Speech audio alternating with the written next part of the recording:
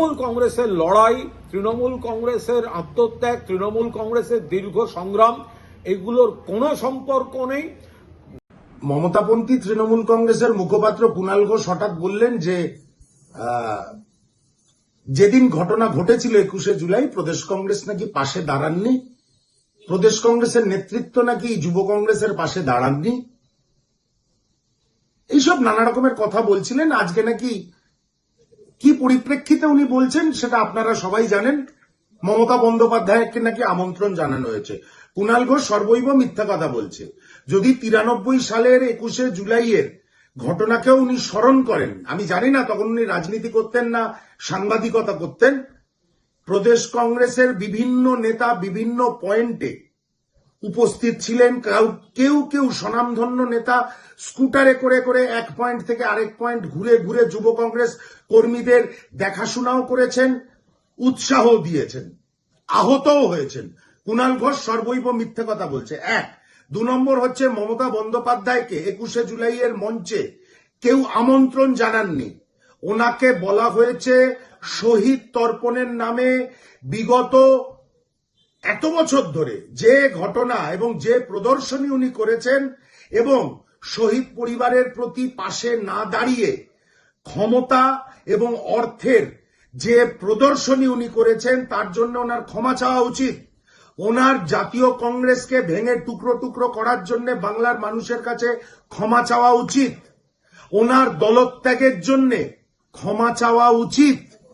যে কোনো দলের মধ্যে ইন্টারনাল ডিভাইড থাকে। আমার দলে যেমন আছে, তৃণমূল কংগ্রেসের ভিতরে কত বড় বড় ফাঁড়া ছিল সেটা আজকে কুণাল বাবুরা বুঝতে পারছেন, মমতা বন্দ্যোপাধ্যায় বুঝতে পারছেন।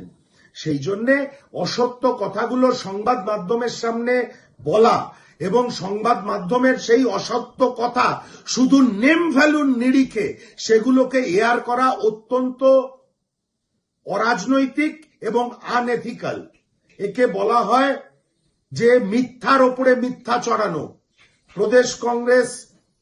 প্রদেশ কংগ্রেসের নেতৃত্ব সর্বৈবভাবে 93 সালের 21শে জুলাই যে যেরম ভাবে পড়েছে, যে যেরম ভাবে পেরেছে, বিভিন্ন পয়েন্টে আন্দোলনের সময় কর্মসূচির সময় থেকেছেন।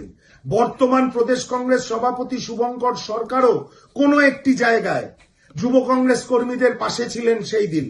আজকে কুণাল ঘোষ যে কথাটা বলছেন মিথ্যে কথা বলছেন।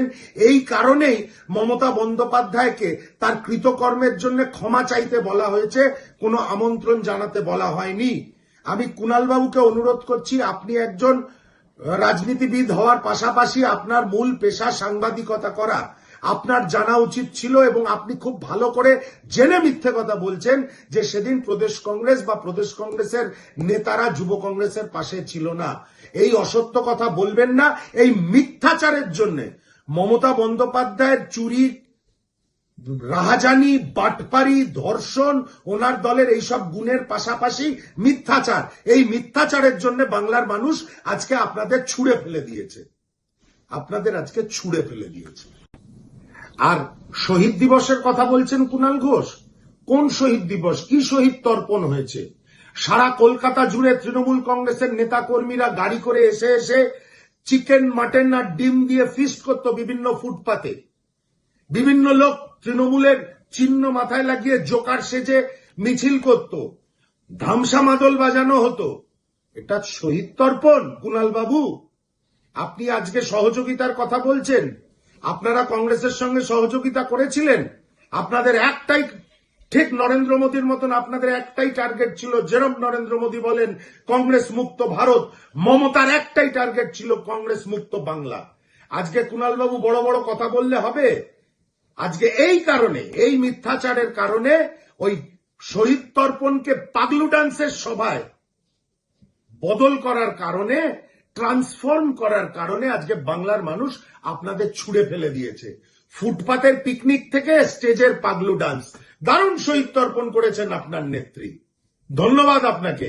বাংলার মানুষ আর যে কজন আপনাদের সঙ্গে যদি 2-4 জন থেকে থাকে তারাও দেখবেন আপনাদের সঙ্গে নেই।